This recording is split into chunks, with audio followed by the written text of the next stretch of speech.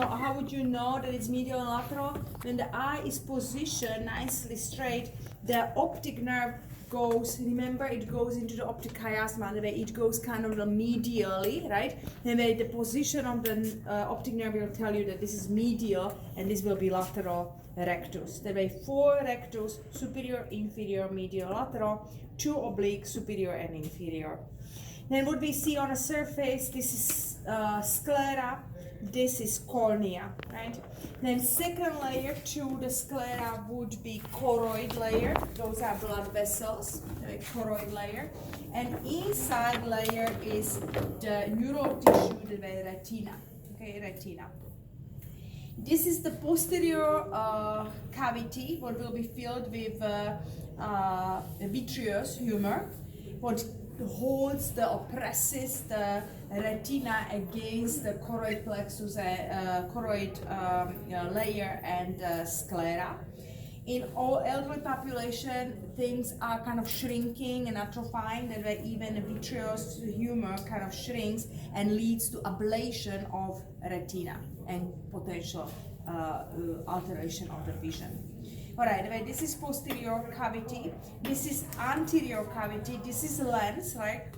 Both side convex lens, what is attached through the suspensory ligament or ciliary ligaments to the ciliary body. Now this will be ciliary body. Then we have the color portion of the eye is iris, what encloses opening what we call pupil, right? That way, then the anterior cavity is divided into the posterior chamber and anterior chamber, and it is filled, the anterior cavity is filled with the aqueous humor. Then what we see here, you see as all the arteries and veins are entering and exiting, plus the optic nerve is there, that's the blind spot, what we call optic disc.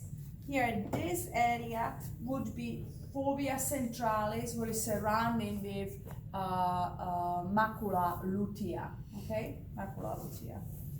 Line superior. Okay, that would be all about eye.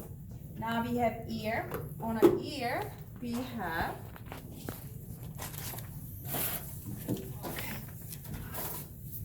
Here we have, this is pinna or auricle, right? This is the external acoustic canal.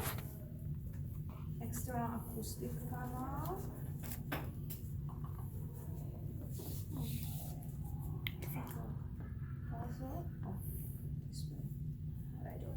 That way, external acoustic canal, tympanic membrane. That's what I just painfully inserted in line with this is tympanic membrane. Then middle ear has 3 ossicles. The one what is attached to the tympanic membrane we call hammer or the malleus, incus, stapes, right? The malleus, incus, stapes. Stapes is enclosing the opening into the oval window, and somewhere here this is the round window, right? Oval window, a round window. That way the vibration, right, sound energy and vibration of tympanic membrane is moved through the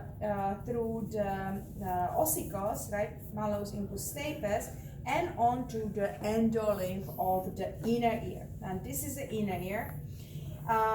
Middle ear is connected with the nasopharynx through the auditory tube, what is called sometimes Eustachian tube by the who observed it first.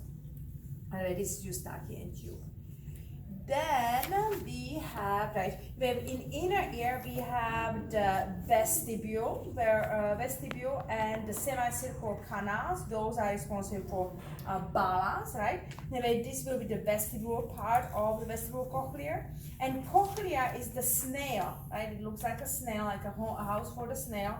That's cochlea, and that's housing Corti organ and for hearing, right? And this will be vestibulocochlear nerve.